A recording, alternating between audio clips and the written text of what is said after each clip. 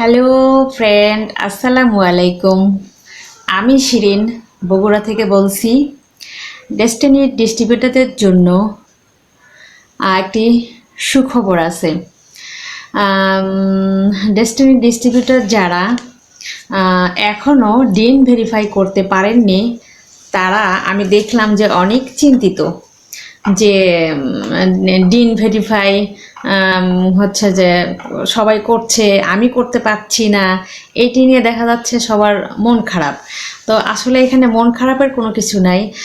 একজন দেখা যাচ্ছে এখানে তো মানে ধাপে ধাপে হচ্ছে পদবি আছে এখানে। প্রথম পদবি হচ্ছে সিলভার এক্সিকিউটিভ, তারপর হচ্ছে গোল্ড, প্লাটিনাম, তারপর হচ্ছে পিএইচডি, ডায়মন্ড, তারপরে হচ্ছে ক্রাউন এক্সিকিউটিভ, শেষ পদবি হচ্ছে ক্রাউন অ্যাম্বাসিডার। তো বাংলাদেশে ডেস্টিনি কোম্পানি থেকে ক্রাউন অ্যাম্বাসিডার একজন ব্যক্তি, সেটা হচ্ছে ম্যাক আজাদ। আর অসংখ্য পরিমাণ ডায়মন্ড এবং একজন ডায়মন্ডের লেফট সাইড এবং রাইট সাইড মিলে 40 জন পিএইচডি লাগে। তাহলে বুঝেন যে পিএইচডি কতজন আছে, সেটার আসলে হিসাব আমার কাছে নাই। ডায়মন্ড আছে অনেকগুলো। তো দেখা যাচ্ছে এক সাইকেল, মানে ডেস্টিনিতে একটা সাইকেল বলে 42 জন ব্যক্তিকে জয়েন করানোর পর বা 42টা পণ্য, ডেস্টিনির পণ্য সেল করার পর একটি সাইকেল কমপ্লিট হয়। আর ডিস্ট্রিবিউটার সংখ্যা হিসাব করলে দেখা যাচ্ছে 42 জন।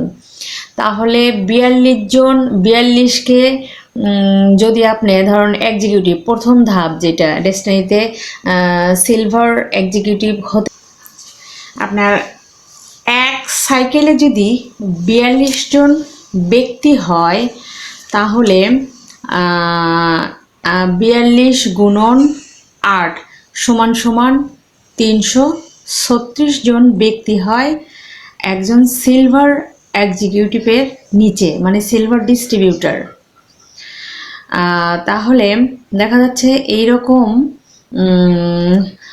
একজন পিএইচডি 40টা সাইকেল কমপ্লিট করতে হয় একজন পিএইচডিকে। তাহলে একজন পিএইচডিকে যদি 40টা সাইকেল কমপ্লিট করতে হয়, তাহলে 40 সাইকেল মানে 42 দিয়ে, তাহলে আপনি 40কে গুণন দিতে হবে। 42 গুণন 40 সাইকেল যখন একজন পিএইচডির কমপ্লিট হবে, তখন তার নিচে ডিস্ট্রিবিউটর সংখ্যা দাঁড়াবে হচ্ছে 1680 জন। তাহলে এই রকম একজন ডায়মন্ডের লেফট সাইড এবং রাইট সাইডে পিএইচডি আছে হচ্ছে 40 জন। তাহলে 40 জন পিএইচডিকে তাহলে দেখা যাচ্ছে যদি গুণন দেওয়া হয় 40 জন পিএইচডি, এরকম দেখা যাচ্ছে 1680 দিয়ে 1680কে যদি 40 দিয়ে গুণন দেওয়া হয়, তাহলে দেখা যাচ্ছে 67,200 জন ডিস্ট্রিবিউটর বা ব্যক্তি একজন ডায়মন্ডের নিচে কাজ করে। তাহলে সবার ডিন ভেরিফাই এই মুহূর্তে আসলে সবার ডিন ভেরিফাই করা সম্ভব না, কারণ যে মোবাইল নাম্বারগুলো দিয়ে দেখা যাচ্ছে ডিস্ট্রিবিউটররা জয়েন করেছে, তারা হয়তো দেখা যাচ্ছে ওই মোবাইলটা হয়তো সবাই হয়তো রেজিস্ট্রেশন করে নাই, বা ডিন ভেরিফাই করতে যেটা জিমেল লাগবে, সেই জিমেল হয়তো দেখা যাচ্ছে কারো নাই। তারপরে মোবাইল নাম্বারগুলো, যে নাম্বারগুলো ফর্মে আছে, সেই মোবাইলগুলো আদৌ তারা ব্যবহার করছে কি না। তো এই জন্য আসলে সমস্যা হচ্ছে। তো এই মুহূর্তে ডিনগুলো ভেরিফাই না করা গেলেও এটা নিয়ে কোনো সমস্যা হবে না। এটা আমাদের কোম্পানি থেকেই ট্রি আছে, আমাদের যে ট্রি আছে, ডিস্ট্রিবিউটরদের যে ট্রি আছে, ট্রি দেখে দেখে সবগুলো ডিন ভেরিফাই করে দেবে ইনশাল্লাহ। কোম্পানি থেকেই এটা করে দেবে, এটা নিয়ে আপনাদের কোনো চিন্তা করতে হবে না।